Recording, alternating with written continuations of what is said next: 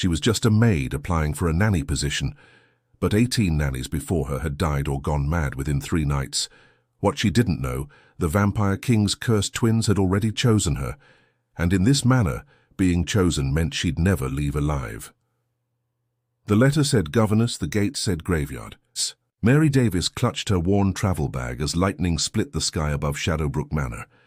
The fortress rose from the mist like a corpse clawing out of its grave, all black stone and twisted iron, wrapped in thorns that seemed to breathe. "You sure about this, miss?" The carriage driver wouldn't even look at the gates. His hands shook on the reins. "I need the work." Mary's voice was steadier than she felt. 3 months of searching, and this was the only household that didn't slam the door in her face when they saw her threadbare dress. 18 nannies in 2 years. The driver finally met her eyes. 18 bodies carried out, or worse, the ones that just vanished. Mary swallowed hard. She had heard the rumors in town. Everyone had.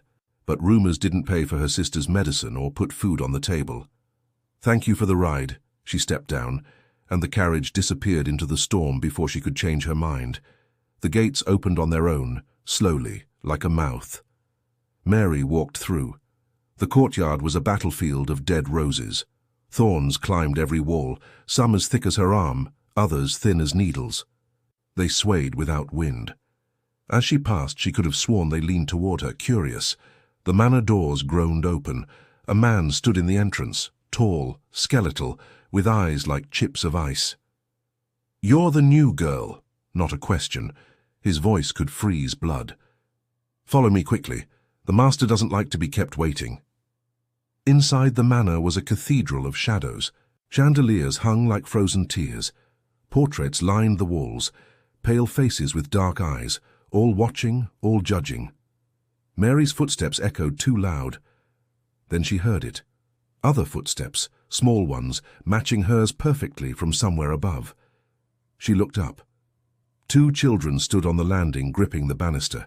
A boy and a girl, perhaps 8 years old, with silver-white hair and faces too beautiful to be real. They didn't blink, didn't move, just stared. "Don't look at them," the servant hissed. "Never look directly at them." But Mary couldn't look away. The girl tilted her head. The boy smiled, and for just a second their eyes flashed violet. The servant grabbed Mary's arm and pulled her forward through corridors that seemed to shift when she wasn't looking until they reached a massive door carved with symbols that hurt to read. He knocked 3 times and fled. The door opened. The throne room was vast and cold. At its center sat a man who made the darkness around him look pale. Black hair fell past his shoulders. His face could have been carved from marble, beautiful and merciless. When he looked at her, Mary felt her heart forget how to beat. Vampire King David Vance. She'd heard the stories, 500 years old, powerful enough to level cities, cruel enough to let them burn. "You," his voice was silk over steel. "You're not what I ordered." Mary curtsied, remembering the etiquette lessons her grandmother forced her to learn. "Your Majesty, I'm Mary Davis. I received a letter. It asked for a governess, someone trained in handling." "Exceptional children." He stood, and the shadows moved with him. "Instead, they send me a human maid who looks like a strong wind could break her." The insult stung, but Mary held her ground. The letter said room and board and twice the normal wage for childcare. "I've cared for children before, Your Majesty, I can." The last nanny lasted 6 hours. He descended the steps toward her, each footfall like a judge's hammer. She was trained in Boston, spoke 4 languages, had references from 3 royal houses. He stopped inches away, and Mary smelled rain and iron. They found her in the West Tower laughing at shadows. She never stopped, not even when they locked her away. Mary's throat went dry. "I understand the risk." "Do you?" He leaned closer, studying her like she was a puzzle with missing pieces. "My children are not normal. They are cursed, and that curse is hungry. It feeds on anyone who tries to care for them. You won't last the night." "Then why interview me at all?" The question escaped before she could stop it. A servant gasped from somewhere in the shadows, but David's lips quirked, almost a smile, almost. Brave or foolish, I haven't decided which. Papa. The voice was small, clear, and came from everywhere at once. The twins materialized from the shadows behind the throne. Not walked, materialized, like they'd been part of the darkness itself. We want her to stay, the girl said. She sang in the courtyard, the boy added. We heard her. Mary's breath caught. She hadn't been singing. She'd been humming, barely aware she was doing it. Her grandmother's lullaby, the one she hummed when she was nervous. David's eyes narrowed. Michael, Jennifer, we discussed this. We like her. They spoke in unison now, holding hands. She doesn't smell like fear. Everything smells like fear to you, not her. Jennifer stepped forward, her bare feet silent on the stone. She smells like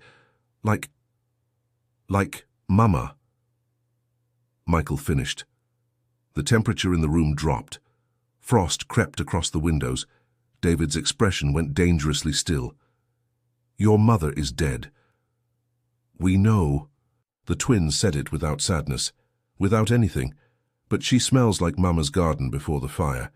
Mary felt their eyes on her, all three of them now.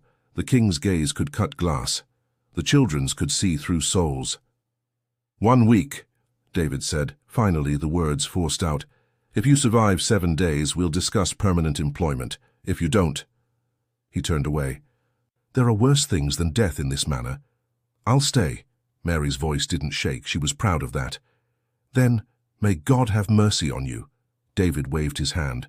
Because I won't. The servant appeared, trembling, and led her away. As they left, Mary glanced back. The twins were smiling at her. Really smiling. Their fangs caught the candlelight, and every candle in the throne room suddenly blazed violet. David stared at the flames, then at the spot where Mary had stood. Impossible, he whispered, but the manor hummed around him, ancient and knowing. The curse had recognized her. Dawn came like a reluctant guest to Shadowbrook Manor. Grey light filtered through windows so thick with grime they looked frosted. Mary had spent the night in a servant's room smaller than a closet, listening to whispers in the walls that formed almost words. She hadn't slept, but she'd survived.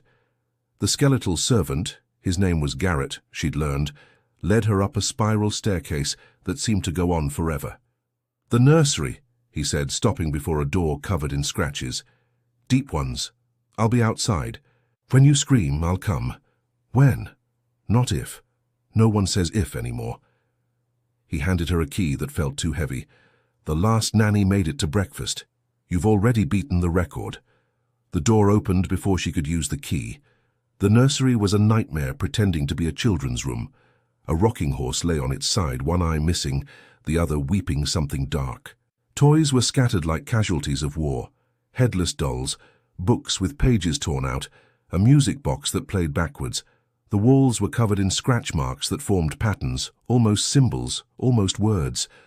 In the center of the chaos, at a small table set for tea, sat Michael and Jennifer. They looked different in daylight, more real, more dangerous. Their silver hair seemed to absorb light rather than reflect it. Their eyes, pale blue now, not violet, tracked her every movement. You came, Jennifer said, surprised.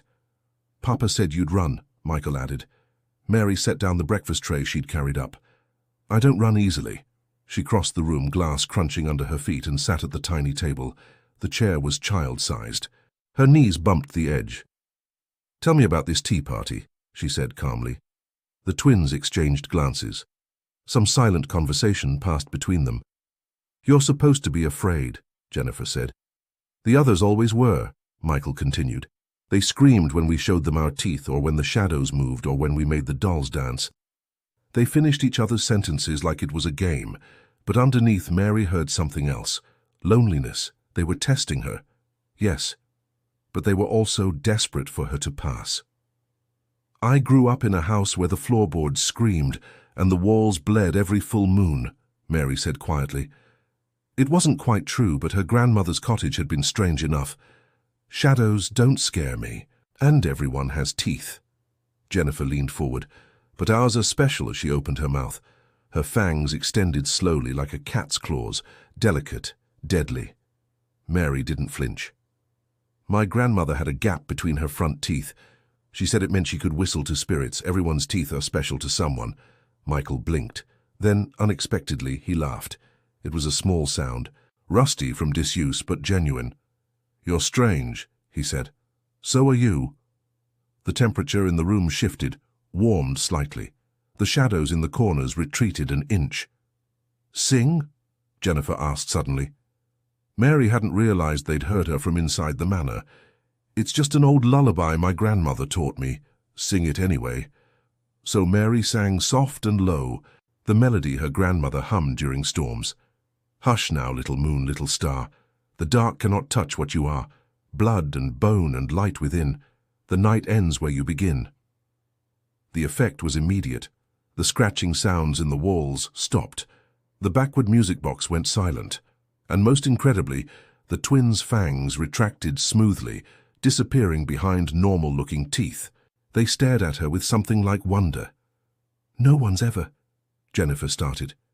"Made it stop before," Michael finished. "Made what stop?" "The hunger." They said it together. "It's always there, whispering, wanting." Mary's heart clenched. These weren't monsters. They were children trapped in something they didn't understand, starving for something they couldn't name. "What does it want?" she asked gently. "Balance," Jennifer whispered. "That's what Mama said in the dreams before they burned her. The curse wants balance," Michael continued. "Light for dark, life for death. It takes and takes until there's nothing left." Jennifer finished. A sound made Mary turn. In the doorway stood David, so still he might have been there for hours. His expression was unreadable, but his hands gripped the doorframe hard enough to crack the wood. "They haven't retracted their fangs in 3 years, he said quietly. "How?" Mary stood, brushing off her skirt. "I just sang them a lullaby, Your Majesty." "No." He stepped into the room and Mary noticed the way the twins immediately tensed. "No one just does anything in this manner. Who are you really?" "Mary Davis, I'm a maid who's good with children." "Liar!" But he said it without anger, with something closer to fear. "The curse should have marked you by now. You should be screaming or dead or begging to leave." Mary met his gaze. "Maybe your curse is tired of collecting nannies." For a long moment David stared at her. Then he looked at his children, really looked at them, sitting calmly at their tea table, fangs hidden, eyes clear. "7 days," he repeated, backing toward the door. "But I'm watching you." When he left, the twins turned to Mary with matching smiles. "Papa's scared," Jennifer said gleefully. "He's never scared," Michael added. And somewhere deep in the manor, something ancient purred with satisfaction. By the 3rd day, Mary had established a routine: morning songs in the nursery, afternoon lessons. Michael loved numbers. Jennifer devoured stories, evening walks in the dead garden where the twins taught her which thorns were safe to touch. She should have been content, but the mystery gnawed at her. Why did the curse ignore her? Why did her grandmother's lullaby calm the twins when nothing else could? And why did she dream every night of a woman burning, screaming not in pain but in rage? The answers, she suspected, were in the library. Garrett had warned her the first day. The king's library is forbidden. Only he has the key. But Mary had grown up picking locks on her grandmother's medicine cabinet. Some skills never faded. She waited until midnight when David left for his nightly patrol of the borders. The library door opened with barely a whisper. Inside, the room stretched impossibly vast. Books lined walls that reached toward shadows instead of ceilings. The air tasted of old paper and older magic. Mary lit a candle and began searching. She wasn't sure what she was looking for until she found it. The portrait hung in an alcove half hidden by curtains. A woman with dark hair and eyes that burned even in paint. She wore a crown of thorns and held 2 infants, silver-haired and solemn. At her throat hung a pendant, a crest of intertwined thorns and stars. Mary's hand went to her own neck. Her grandmother's pendant, the only thing of value she owned, hung beneath her dress. She pulled it out. The crests were identical. "No," she whispered. She tore through the shelves, pulling down books until she found one bound in what looked disturbingly like skin. The bloodline of Sarah the Scorned. Her hands shook as she opened it. Sarah Miller, last daughter of the Thorn Witches, broke the ancient covenant by loving David Vance, the Vampire King. For this betrayal, her coven burned her at the stake. With her dying breath, she cursed her children that any who tried to love them would feed the void her death created. Balance demanded life for life, love for loss. Mary's throat tightened. She kept reading, but Sarah's bloodline did not end with her. Her younger sister fled east with Sarah's grimoire and the family crest. The Miller line continued in hiding, their magic dormant, their names changed, waiting. The page showed a family tree. Sarah's branch ended in flames, but continued down, down, down through generations until Mary's finger traced the line to the last name. Davis, previously Miller, magic dormant, location unknown. The candle fell from her numb fingers. She caught it before it hit the book, but a drop of hot wax splashed her hand. She hissed, and in her distraction the page's edge sliced her thumb. Blood welled up. A single drop fell onto the crest drawn in the book. The reaction was instantaneous. The blood didn't absorb into the paper. It glowed. Brilliant violet light spread through the ink like veins, racing across the page, illuminating the text until the words rearranged themselves into a message that wasn't there before. When blood calls to blood, the loss shall be found. When the last daughter comes home, the scales can be balanced. One life freely given can break what one death created. The shadows in the library came alive. They whispered her name. Not Mary, but something older, something that resonated in her bones. Miller. Miller. The lost daughter returns. What are you doing, Mary Davis? David stood in the doorway, his eyes blazing red. Not the calm, controlled king from the nursery. Something ancient and furious. I can explain.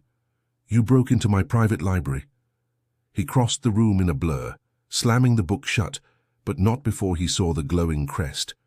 His expression shifted from rage to shock. Your blood, it reacted. I didn't know, Mary said quickly. I swear I didn't know what I was. Miller. He grabbed her wrist, staring at her pendant. His grip was iron. You're her bloodline, Sarah's. My grandmother never told me. I thought we were just... Mary's voice broke. I thought we were nobody. David released her like she'd burned him. He paced, running hands through his hair. And for the first time, Mary saw him not as a king, but as a man unraveling. Do you understand what this means? His voice was raw. The curse recognizes you. That's why it hasn't killed you. You're not a stranger to feed on, your family. The twins, Mary breathed. They said I smelled like their mother. Because you share her blood, David laughed, but it held no humor. 300 years I've searched for a way to break this curse. I've consulted oracles, bargained with demons, burned through fortunes on false prophets, and the answer walks through my gates by accident, applying for a maid's position. He looked at her with something between hope and horror. You could end this, he whispered. The prophecy in that book, one life freely given. Your life, Mary, your blood could break the curse. The library seemed to hold its breath. But it would kill you, David continued, just like it killed Sarah. Mary touched her pendant. Her grandmother's voice echoed in memory. This will protect you when I can't. Remember, little moon, some debts are paid in blood. She thought it was just an old woman's rambling. Now she understood. Her grandmother had known, had sent her here, had sacrificed her. 7 days? Mary said, studying herself. You gave me 7 days. Let me think. David nodded slowly, but his eyes held a warning. Don't tell the twins, they've lost enough. As Mary left, she felt the library shadows caressing her hair, welcoming her home. The next 2 days passed in agonizing normalcy. Mary played with the twins, sang her lullaby, and pretended her world hadn't shattered. But every time she looked at Michael and Jennifer, at their genuine smiles, their rare laughter, the weight of what she'd learned pressed harder. She was their salvation and their doom. On the evening of the 5th day, a servant summoned her to the throne hall.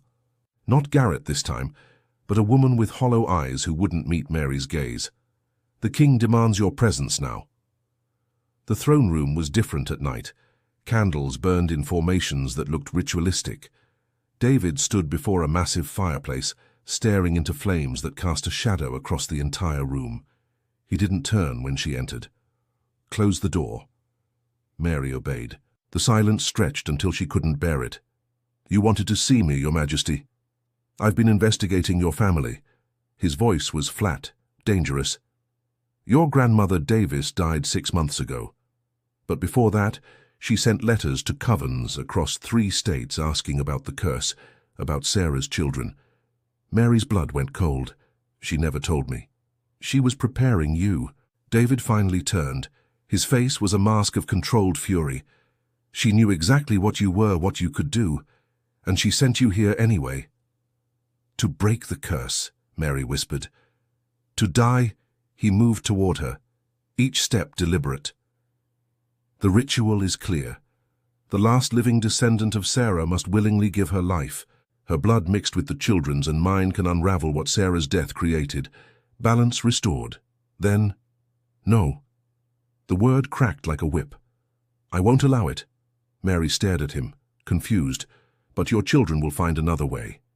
David stopped an arm's length away, close enough that she could see the strain in his face, the shadows under his eyes. "Do you know how many people I've killed in 500 years? How many lives I've taken without a second thought? That's not. But I won't take yours." His voice dropped to something almost broken. "You waltzed in here with your damned lullabies and your fearlessness and your kindness. And in 5 days, you've done what no one has in 3 years. You made my children remember how to smile. You made them safe." Mary's throat tightened. "They deserve to be free of this curse. And you deserve to live." David's hand lifted, hovering near her face before he caught himself and let it fall. "You're 20 years old. You have a sister waiting for you, a life ahead of you. I won't let this manor take that." "It's my choice." "No!" The shout echoed. The windows rattled. "You don't understand what you're choosing. The ritual doesn't just take your life, it takes everything.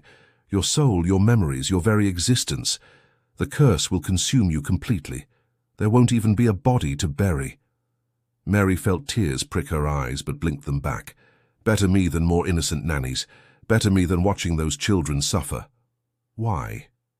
David's composure finally cracked. "Why would you do this? You owe us nothing."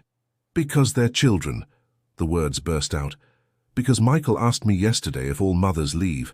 Because Jennifer has nightmares about burning and wakes up screaming. Because I've watched you sit outside their door at night listening to make sure they're breathing." David flinched as if struck. "Sarah abandoned them when the coven came. She ran.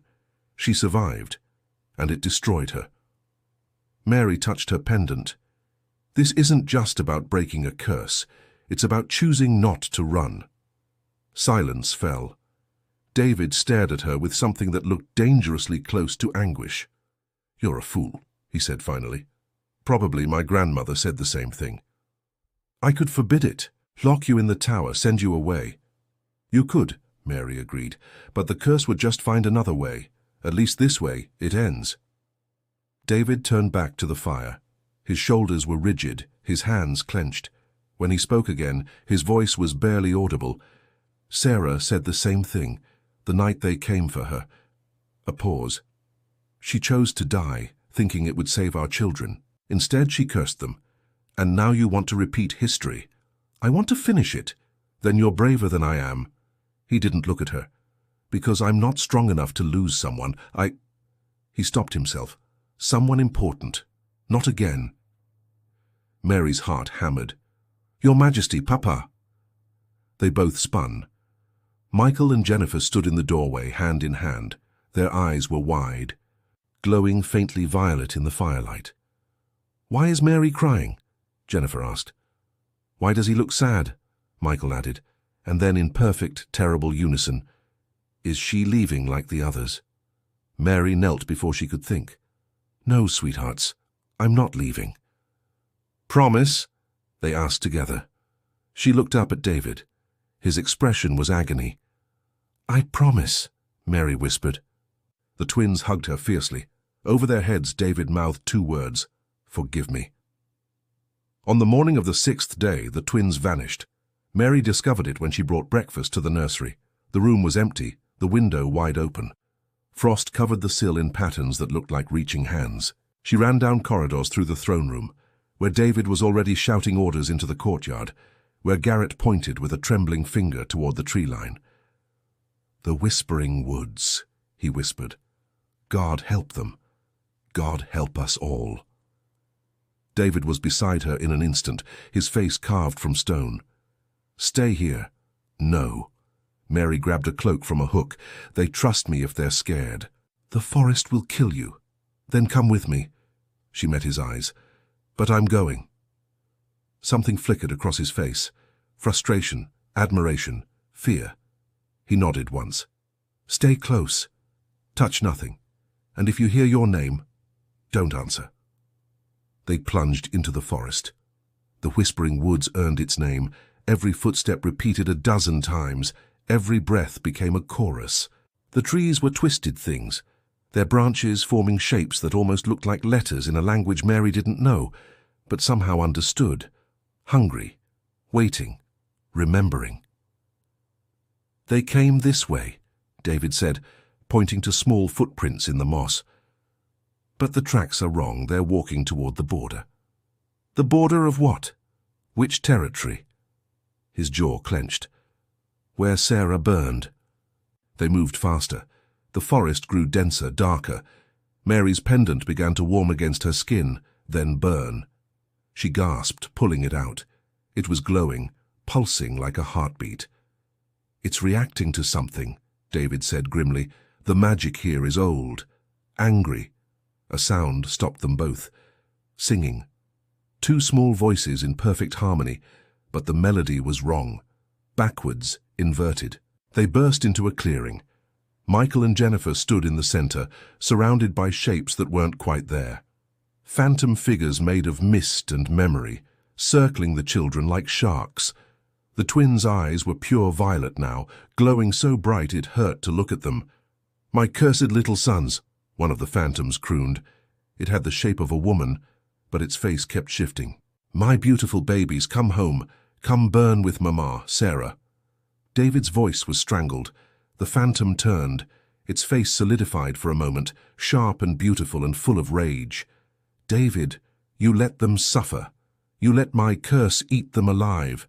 "I've tried everything." "Not everything." The phantom smiled with too many teeth. "You haven't given them what they need. Balance. A life for the lives I lost. My blood for my blood." Its gaze slid to Mary. "Ah, the lost daughter finally comes home." Mary stepped forward even as David grabbed for her. "Let the children go. Whatever you want, take it from me." The phantoms laughed. It echoed through the clearing, through the trees, through Mary's bones. "Brave little Miller, but you don't understand." The Sarah shape drifted closer. "This curse isn't my punishment, it's my protection. Every nanny who died, every caretaker who went mad, they were trying to replace me. Love my children, take my place." "So the curse killed them," Mary breathed. "Because you couldn't stand the thought of someone else being their mother." "They're mine." The phantom's shriek sent birds exploding from trees. "Mine to love, mine to curse, mine too." "Stop!" Jennifer screamed. Tears streamed down her face. "Mama, please stop. We don't want this anymore," Michael sobbed. "We just want to be normal." The phantoms recoiled, hissing where the children's tears hit the ground. The earth hissed and steamed. Mary ran to them, dropping to her knees between the twins and the specters. "They're not yours anymore, Sarah. You made sure of that when you cursed them." "I was protecting them." "You were punishing everyone." Mary's pendant blazed, brilliant, violet. "Your sister, your lover, your children, everyone who survived when you didn't." The phantom lunged. Mary threw up her hands instinctively. The pendant exploded with light. Thorns of pure violet fire erupted from the ground, forming a barrier between Mary and the spirits. The phantoms shrieked, their forms dissolving where the light touched them. "Mary," David whispered, "that's bloodline magic. Dormant magic." "Not dormant anymore," Mary gasped. The power flooding through her was terrifying and exhilarating. The forest recognized her. The curse recognized her. Her blood sang with it. The Sarah phantom reformed, but farther away now. Its face was clear, sadder. "You have her strength," it said softly. The one who didn't run. I'm here to finish what you started, Mary said, to free your children. Then you know what it will cost. Yes, Mary, David started, but the phantom held up a hand. The ritual must be completed at midnight tomorrow, in the place where I burned. The phantom looked at its children one last time. I am sorry. I'm so sorry. I thought love could survive anything, even death. Love doesn't survive death, Mama, Jennifer said quietly. It becomes something else, something hungry. The phantoms faded like morning mist. Mary collapsed. David caught her before she hit the ground, and the twins pressed against her sides. You awakened, David said, staring at her with something like horror. Your magic awakened. Mary looked at her hands. Violet light still danced beneath her skin. Then I guess I really am family, she whispered before everything went dark. Mary woke to candlelight and silk sheets. Too soft, too warm. She tried to sit up and pain lanced through her chest, like she'd been struck by lightning from the inside. A hand pressed her back down, gentle but firm. Don't move, David's voice. Rough, exhausted. You nearly burned yourself out. Awakening dormant magic all at once should have killed you. Mary's vision cleared. She was in a massive bed, surrounded by crimson curtains. David sat beside her in a chair he'd pulled close, still wearing his forest-stained clothes. Dark circles shadowed his eyes. How long? She croaked. 6 hours. It's almost midnight. He held a glass of water to her lips. Drink. She obeyed, then noticed the bandage on her wrist. What did you... Your pulse stopped. His jaw tightened. In the forest you died for 43 seconds. I had to. He gestured helplessly. The curse was already pulling you in, trying to consume you before the ritual. Mary touched the bandage, understanding flooding through her. You gave me your blood. A few drops, just enough to anchor your heart. He stood abruptly, pacing. It should have done nothing. You're human, but your bloodline magic was already active. And my blood. He stopped. We created a bond. Accidental, temporary, but it's there. As if to prove his point, Mary suddenly felt him. His exhaustion, his fear, his desperate, aching guilt. It hit her like a wave. I can feel you, she whispered. And I can feel you. David's hands clenched. Your determination, your certainty, your acceptance of death. His voice broke. God help me, Mary. I can feel you preparing to die, and it's killing me. Before she could respond, the shadows in the room moved, not metaphorically. They literally crawled across the floor like living things, reaching for the bed with tendrils of darkness. The temperature plummeted. Frost spread across the walls in spiral patterns. The curse! David snarled. He moved between Mary and the shadows, his eyes blazing red. It knows. It knows we're bonded. What does it want? You.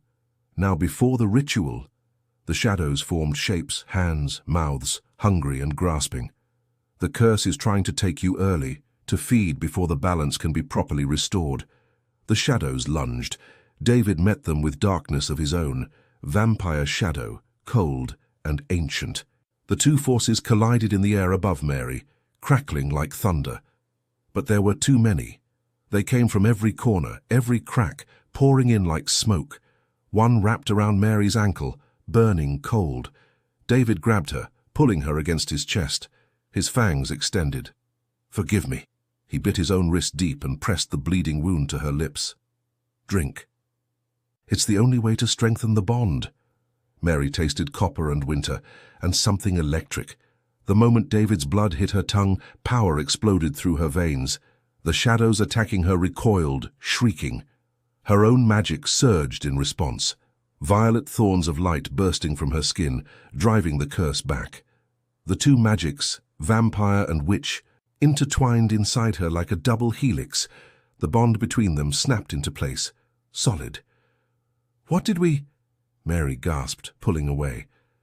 Saved your life, but David looked shaken. At a cost. You're not fully human anymore, Mary. Not vampire either. You're... I don't know what you are. Mary looked at her hands. Beneath her skin, She could see both violet witchlight and shadow moving together. Her heartbeat had changed, slower, stronger. When she breathed, she could hear David's heart 3 rooms away, taste the fear of servants in the halls, feel the twins sleeping 2 floors up. "Oh!" she gasped. David's hand cupped her face, tilting it toward the light. Her eyes reflected violet and crimson together. "But this bond, when you die tomorrow, it won't just be your death. Part of me will die too. Then don't let me do it. I can't stop you." His thumb traced her cheekbone. "I feel your conviction, your love for them. It's stronger than my ability to refuse you anything." The admission hung between them. Through the bond, Mary felt what he couldn't say. The centuries of loneliness, the weight of loving Sarah and losing her, the terror of caring again. "I'm sorry," she whispered. "Don't be." He leaned his forehead against hers. A sound from the window made them both turn. A raven sat on the sill, its eyes glowing purple. It dropped something, a black rose, and flew away. David picked up the flower. Attached was a note in spidery writing. "The Witch Council knows. They're coming for the children at dawn. The ritual must happen tonight, now or never." It was signed with Sarah's crest. Mary and David stared at each other. "We're out of time," she said. Then we faced them together. David pulled her to her feet. "But Mary, whatever happens..." Through the bond, she felt everything he couldn't say. "I know," she whispered. "I feel it too." They had 4 hours until dawn, and an entire coven to face. The Witch Council arrived like a storm made flesh. Mary stood on the manor ramparts beside David, watching the horizon ignite with violet fire. Dozens of figures approached, their robes billowing with unnatural wind. At their head walked a woman crowned in bones, the High Crone. "They'll tear the manor apart to get to the twins," David said grimly.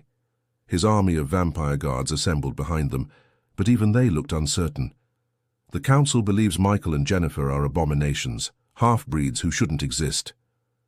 "They're children," Mary said, her voice steady despite the fear coursing through her. "To them, they're loose ends. Sarah's final mistake." His hand found hers through the bond. She felt his battle calm settling over him. "If this goes wrong, it won't." Mary squeezed his fingers. "Wake the twins. Bring them to the ritual chamber. I'll buy us time." "Mary, trust me." She kissed him quick, fierce, desperate. Then she jumped from the rampart. Her magic caught her, violet thorns of light forming a staircase in mid-air. She descended like a queen approaching her throne, landing directly in front of the manor gates as the witches arrived. The High Crone stopped, her ancient eyes widening. "Apostate lives." "I'm Mary Davis," she called out, her voice amplified by magic she was still learning to control. "Ella's granddaughter, Sarah's blood, and I'm here to end this," the council murmured. The High Crone raised a gnarled hand for silence. The cursed spawn must be cleansed. The balance Sarah disrupted must be restored. "By murdering children," anger fueled Mary's words. "Is that what passes for justice in your coven? They are not children. They are consequences." The Crone's staff struck the ground. "Every day they live, the curse spreads.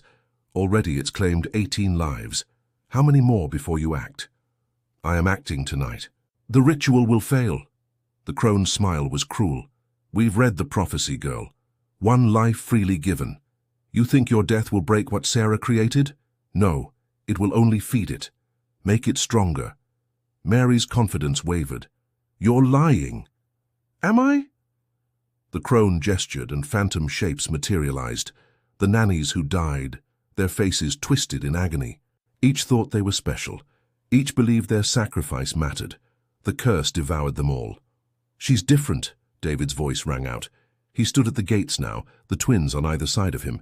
"She's bloodline, the last daughter, which is precisely why she'll fail." The Crone pointed her staff at Mary. "Sarah wasn't cursing her children, fool vampire. She was cursing her bloodline. Every miller who tries to break the curse becomes part of it. Why do you think Ella never tried? She knew. She ran because she knew." Ice flooded Mary's veins. "No, my grandmother sent me here to sacrifice you, to end the Miller line completely." The crone's laugh was brittle. "Either you die in the ritual and feed the curse, or we kill you now and the curse starves. Either way, it ends." "No." Michael's scream tore through the air. Power exploded from him, raw, uncontrolled. The ground cracked. Mana stones fell. "They're losing control." Jennifer clung to her brother, her own magic spiraling out in waves of violet fire. The twins' combined power hit like a hurricane. Witches flew backwards. Vampire guards were thrown against walls. The curse, sensing chaos, erupted from the manor itself, shadows pouring out like blood from a wound. "Mary!" David fought toward her through the maelstrom. "The twins, if they release too much power, they'll destroy everything." Mary understood in a crystalline moment of clarity. The curse didn't need her death. It needed balance, light and dark, witch and vampire, life and death. One person holding all of it, containing it. She ran toward the twins, dodging spells and shadows. Jennifer's hand found hers, then Michael's. The three of them connected. Bloodline to curse, curse to magic. "I'm not giving my life in," Mary shouted over the chaos. "I'm giving my humanity, my mortality, everything I was born to be." "Mary, don't!" David's anguish ripped through their bond. This is the balance Sarah wanted. Not death, transformation. The twins understood. Their eyes met hers, glowing, brilliant violet. "Will it hurt?" Michael whispered. "Probably." Mary smiled through her tears. "But we'll do it together." She pulled them close and opened herself completely to the curse. Let it pour in. All the darkness, all the hunger, all the centuries of rage and grief. It flooded through her like poison, like fire, like drowning in shadows. But she didn't fight it. She absorbed it, held it, transformed it. Her veins lit up like lightning, violet and crimson and gold all at once. Her scream echoed across the battlefield as her humanity burned away, replaced by something ancient, something impossible. The curse shattered. The shadows dissolved into a harmless mist. The twins collapsed, gasping, their eyes returning to normal blue. The witches stared in shock.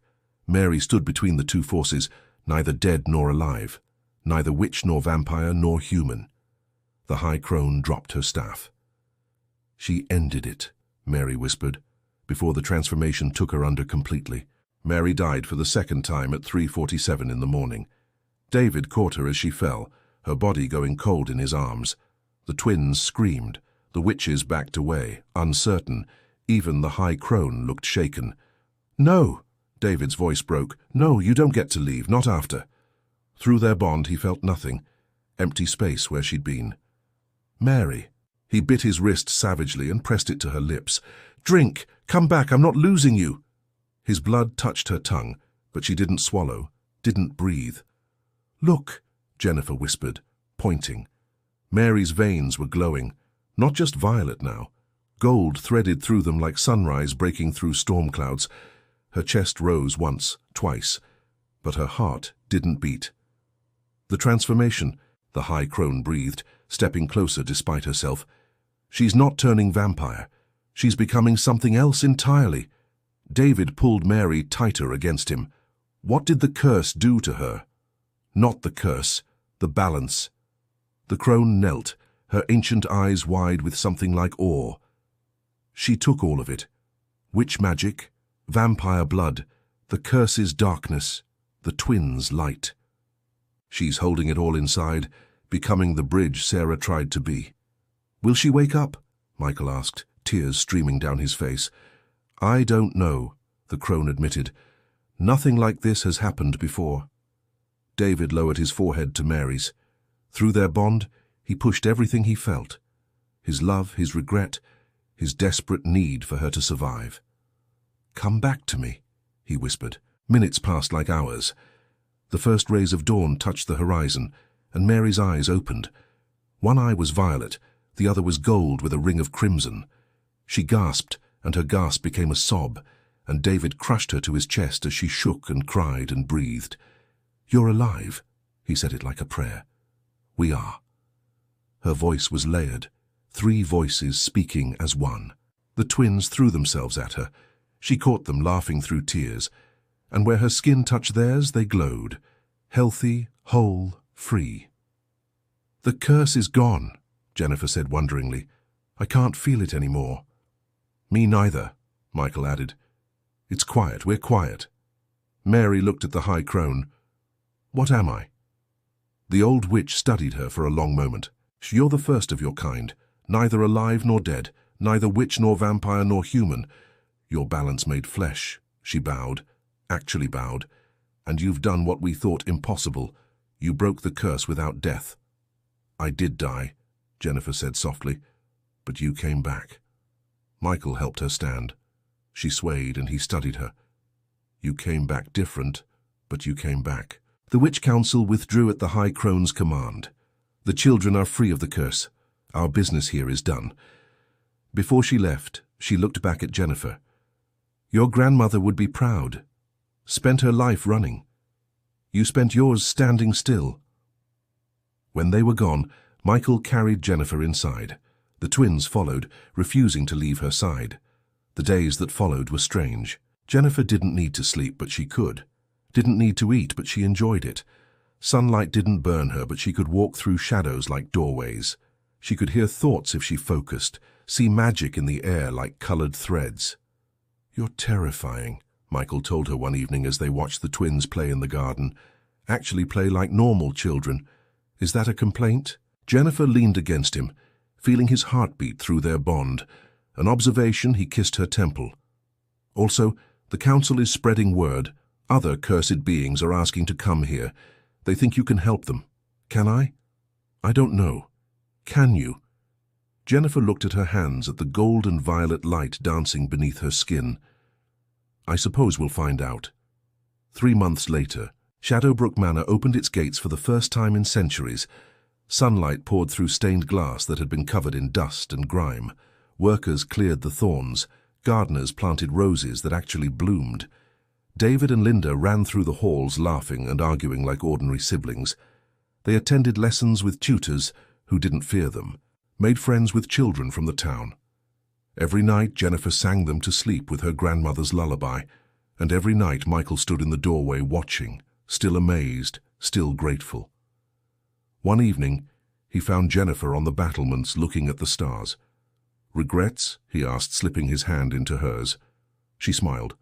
That doesn't make sense. Neither do I. She turned to face him, her mismatched eyes bright. I'm not human anymore. I'll never have a normal life. Except me. She touched his face, and the twins, and whatever strange family we're building here. Below in the garden, David and Linda called out goodnight to them. 2 normal voices, 2 happy children. We did the impossible, Michael said. We did. Jennifer leaned into him, feeling their bond hum with contentment. We survived. The manor hummed around them, not with hunger anymore, with hope. The curse was broken, the bloodline transformed, and in the space between darkness and light, death and life, a new kind of love grew. Strange, impossible, and absolutely real. The Vampire King and his hybrid wife stood together, watching the dawn. And for the first time in 300 years, Shadowbrook Manor felt like home. The end.